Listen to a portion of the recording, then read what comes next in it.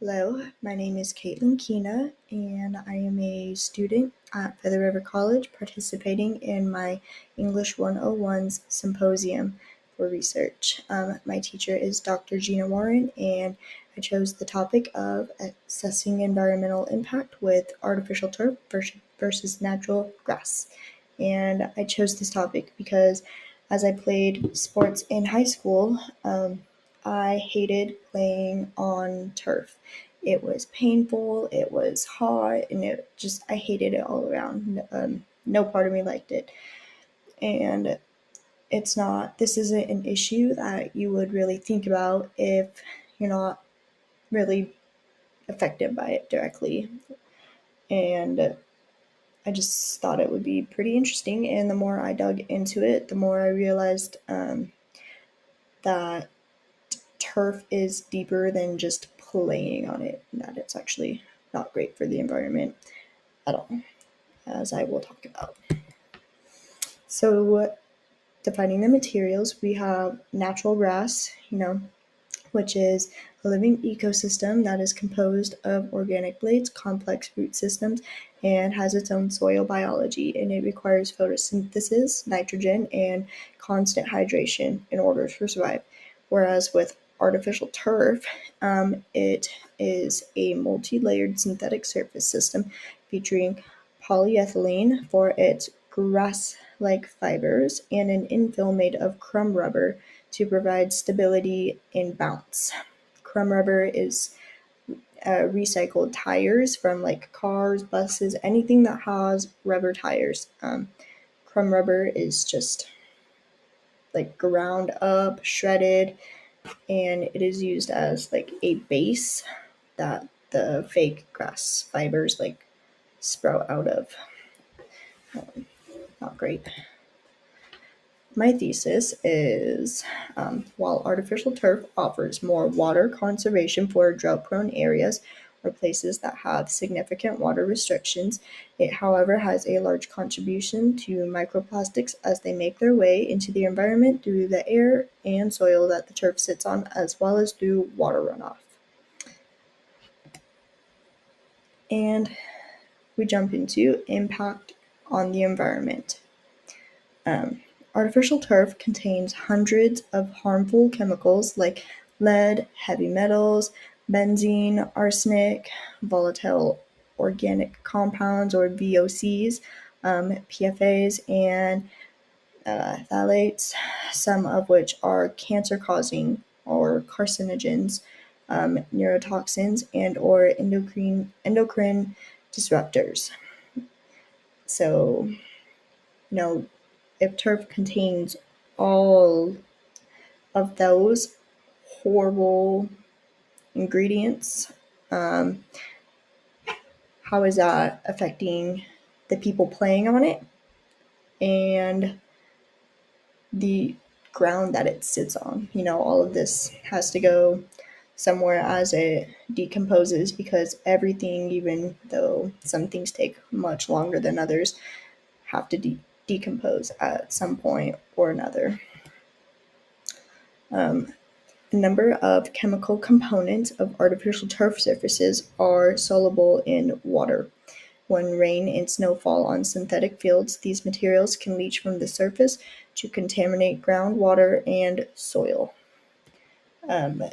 This goes into water runoff, where as it rains on the turf, the water that runs off of it is picking up all of these chemicals, where it then flows off of the turf into, if it goes through drains, it still will end up somehow in a water recycle plant, where even though they clean the water, it goes through its whole cleaning process, you're not getting all of that out of your drinking water, or it just goes straight into the soil, where it goes to wherever it's going to go from there. Goes into other plants, people are walking on. It's just terrible. And these particles can be transported through drainage systems into waterways, and research has identified pieces of synthetic turf to be a contributing factor of river and marine plastic pollution. Um, Again, when people are like playing on the turf, athletes, it gets picked up, the little like grass blades get picked up in cleats, they get stuck to you, like they come loose. And where, unless you're picking each fiber out of, if you're playing soccer, out of your shin guard or out of your cleats, out of anything, and throwing them in the garbage, but even still, that goes to landfills most of the time. Um, this is a lot of unnecessary plastic fibers just going into the environment, where we have a natural option, which is natural grass, where there is no plastic going everywhere. And for athlete opinion, are athlete preferences actually taking into consideration? Personally, I don't think they are. Even just with smaller schools everywhere, like schools, colleges, I don't think athletes' opinions are taken seriously on this, because even if you just look up generally without finding like research papers, you're gonna find majority of the time that athletes hate playing on turf. In fact, this quote I have to the left: the unforgiving nature of artificial turf compounds the grind on the body we already bear from playing contact sport. This is quoted from J.C. Treader. He plays professional football. J.C. Treader played professional football for the Green Bay Packers and the Cleveland Browns as a center. And professional football, as I'm sure everyone knows, is a contact sport. And any contact sport is already rough on the body, minus the playing surface.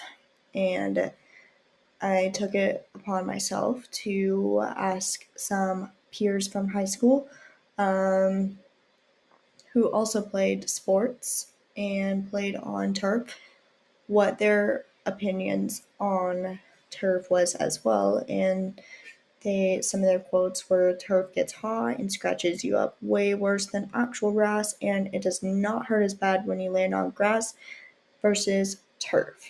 And this is very true, as turf tears your legs up. If you have to slide or if you land on it, it tears you up. It burns. It's terrible to play on. I have never met anyone that would rather play on turf than actual grass.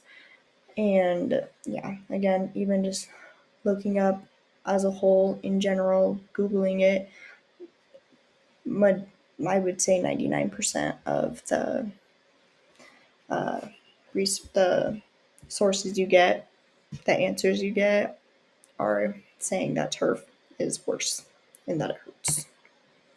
And athlete safety.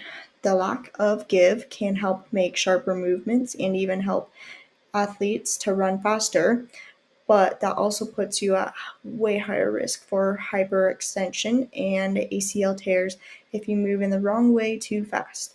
A natural surface accommodates the cleat. Its ability to allow the cleat to move and break free decreases the built-up force trying to leave the leg.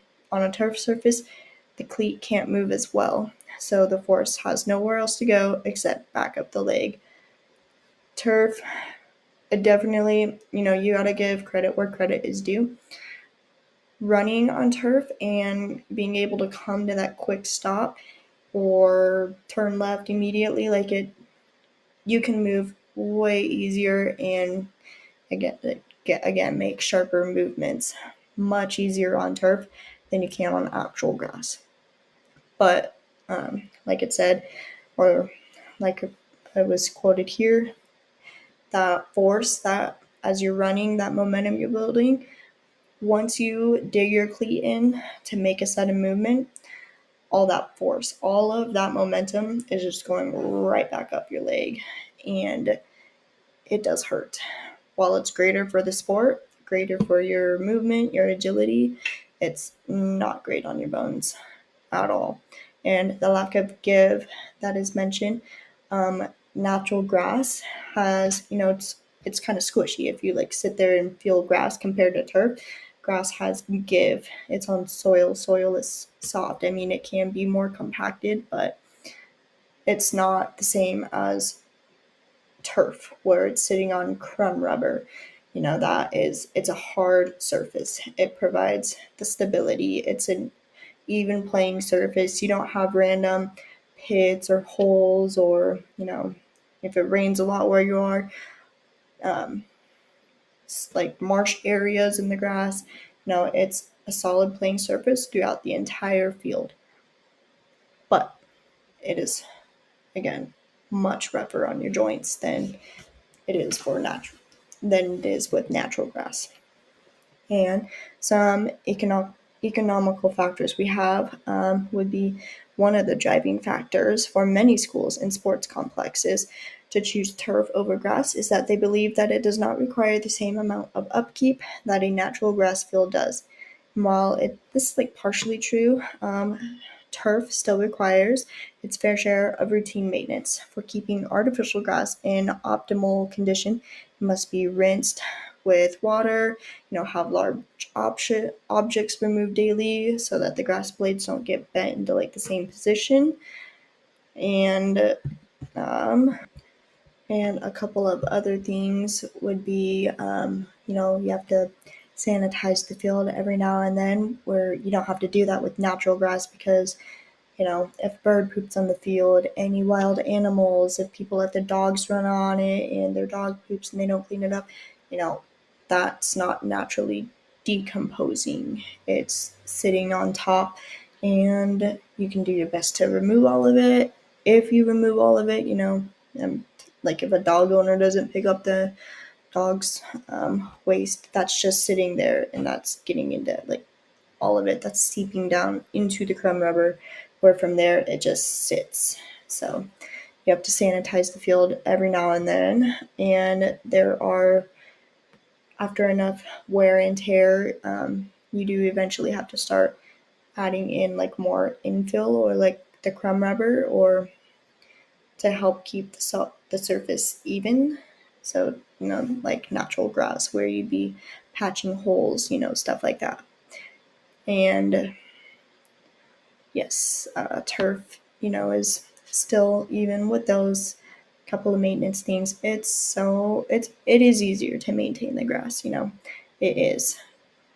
And for schools in the desert, like if you were in Arizona or Las Vegas, turf might be a better economical option for you, as those are very hot places. You're going to be watering that field more than you would if you were to, just at Feather River. Someone in a field in Arizona is going to be watering their field more than you would have to up here, because it rains here pretty often, I would say, and it's not as dry, it's not as hot, it's not drying out as fast. So there are factors like that where turf would be more beneficial, but overall, natural grass is still going to be your better um, ecological option. And in conclusion, we have, in the debate of turf versus grass, I will almost always go with natural grass for numerous reasons. This whole subject and issue hits home for me because it was very difficult and painful to play on these surfaces when I was an athlete competing. I hope to bring light to these playing conditions, as no one should be subjected to getting torn up the way you do when playing on turf just because it is more convenient for corporations. And this concludes my presentation.